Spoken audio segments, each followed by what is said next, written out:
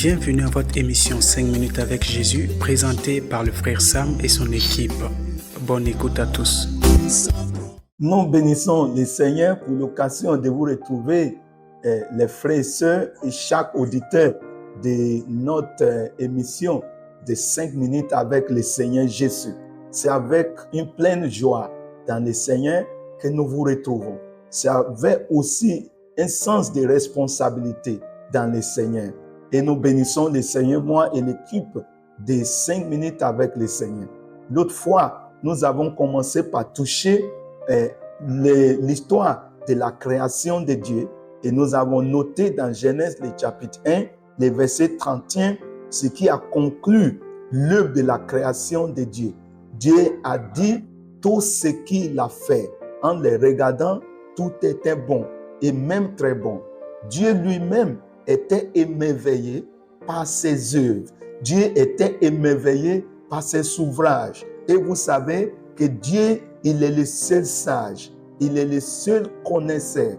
Il possède la connaissance d'une profondeur profonde que personne ne peut vraiment atteindre.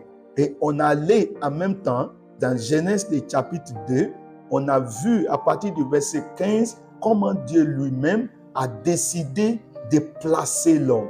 Dieu a amené l'homme qu'il a créé lui-même, il l'a amené dans le jardin que lui-même il a fait et il a placé cet homme. Et dans les versets qui suivent, je vais lire encore dans les versets qui suivent, le verset 18 aujourd'hui, il dit, l'Éternel Dieu dit, il n'est pas bon que l'homme soit seul, je lui ferai une aide semblable à lui. Donc, ce que je voudrais établir aujourd'hui, c'est le fait que dans le Genèse chapitre 1, le verset 31, il a dit, Dieu a vu que tout ce qu'il a fait était bon. Mais maintenant, dans Genèse chapitre 2, c'est verset 18, Dieu a vu que l'homme n'était pas bon d'être seul. Vous voyez, dans le verset 31, il a dit, tout ce qu'il a fait est bon. Dans le chapitre 2, le verset 18, Dieu a dit, c'était pas bon que l'homme soit seul. Qu'est-ce que nous établissions dedans?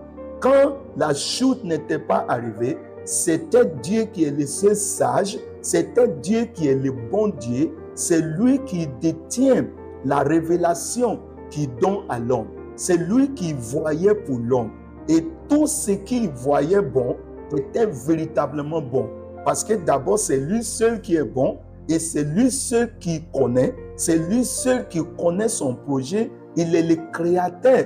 Et quand le créateur qui est bon lui-même dit que tout ce qu'il a fait est bon en le voyant et qui revient pour dire ce n'était pas bon que l'homme soit seul. Ça fait de sorte que la vie de l'homme était sous le contrôle de ce bon Dieu. L'homme n'allait pas fournir d'efforts pour voir lui-même et c'était merveilleux parce que Dieu qui a les yeux depuis l'éternité pour savoir, qui a le discernement parfait pour comprendre, c'est lui qui voyait pour l'homme. C'est lui qui allait dire à l'homme ce qui n'était pas bon. C'est lui qui allait dire à l'homme ce qui est bon. L'homme allait vivre dans un repos total. Il allait vivre dans un repos véritable parce qu'il ne va pas fournir d'efforts pour chercher lui-même, pour se tracasser lui-même, pour chercher à expliquer lui-même. C'est Dieu qui allait lui expliquer tout ce qu'il allait expliquer. Vous voyez, chers auditeurs, ça veut dire que si l'homme restait dans cet état de soumission à Dieu, il était sous la main de Dieu, il était sous le contrôle de Dieu. Il allait bénéficier de la connaissance de celui qui possède toute connaissance. Il allait bénéficier de la gloire de celui qui est le seul glorieux. Il allait bénéficier du discernement de Dieu. Et Dieu qui était déjà grand Dieu depuis l'éternité, qui était déjà un riche Dieu, il allait juste recevoir ce que Dieu lui transmet. Puis il allait être un homme parfait, il allait être un homme de repos, parce que Dieu allait voir pour lui. Vous voyez par exemple, quand Dieu lui a amené des animaux pour nommer, je suis sûr que Dieu lui a fourni toute la capacité et l'intelligence qu'il faudrait. Il a nommé tous les animaux sans aller à l'école. Il a nommé tous les animaux sans se tracasser. C'est lui qui lui fournit l'intelligence pour résoudre à toutes ces questions. Ça allait être une harmonie parfaite.